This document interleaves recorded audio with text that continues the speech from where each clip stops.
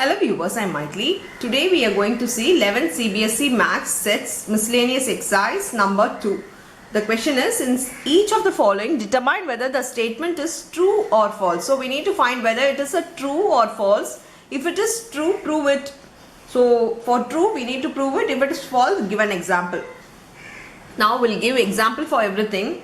In the first question, they are given if X belongs to A. That means X is an element in a set A and A belongs to B. Similarly, A is also an element of set B. Then X belongs to B. Okay, let us take one set. X belongs to A means in A, X should be there. So X, I am taking another one element 1. So X comma 1 is a set A. Here X belongs to A. Now A belongs to B. That means in B, I am taking 2 and X comma 1 because A belongs to B. If A belongs to B, then the set A should be there inside B.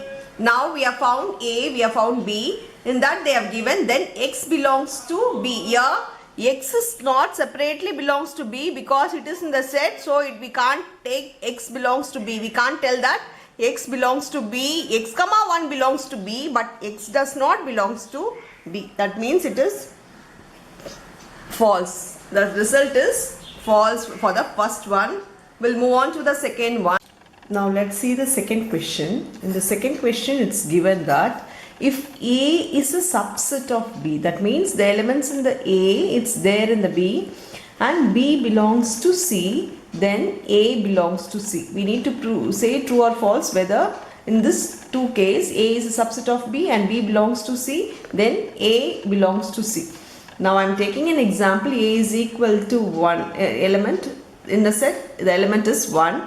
And B, as it is a subset of B, A is a subset of B, I am taking the same one here with 2. Now they are saying that B belongs to C. That means this element will be there in C. So C equal to 1 comma 2, the element of B with 3. This they told that A belongs to C. There is no single element 1 here. There is a 1 comma 2 in a 1 comma 2 is a joint element in C. It is not 1 as a separate element. So in this case is false. A does not belongs to C. Here they have given A belongs to C. It is false. Now we'll move on to the third one. In the third one it is given that if A is a subset of B, we can take this example itself. A is equal to 1 and it should be a subset of B. So 1 should be there. So 1 comma 2. Now they are given that B is a subset of C. So this element should be there in C. So 1 comma 2 comma 3. If it belongs to, the element should be there with the set. If it is subset, only the number should be there. Be careful in that. For the subset, only the elements should not have a bracket. It should be there in a single set. Now C is equal to 1 comma 2 comma 3. It is given that A is a subset of C. See, you can see A element is there in C. Therefore, A is a subset of C is true in this case. In third one, it is true. Now, we'll move on to the fourth one. If A is not a subset of B, I'll take A to be 1 the same way. But B should not have element 1. So, 2. A is not a subset of B. See, A is not a subset of B now. B is not a subset of C. So I am taking C to be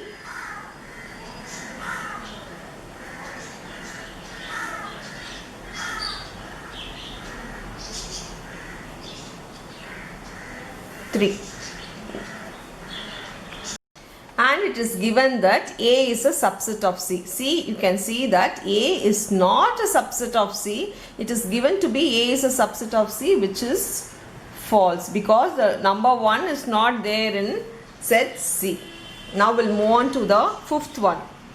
Fifth one, they have given if X belongs to A. That means in A, X should be there. So X comma 1 I have written.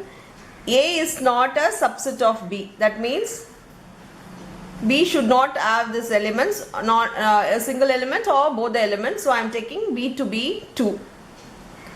So A is not a subset of B now. Then X belongs to B. X does not belongs to B now. X does not belongs to B. Here this statement is false.